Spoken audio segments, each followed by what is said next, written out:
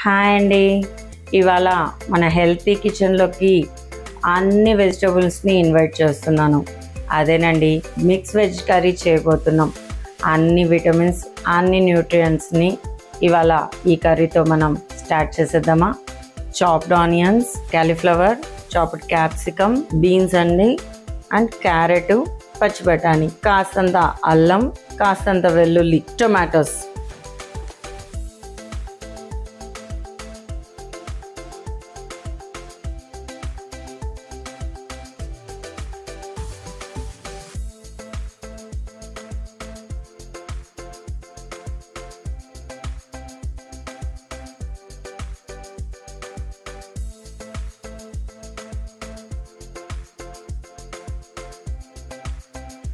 ఒక కప్పు పెరుగు వేసుకునిద్దాం.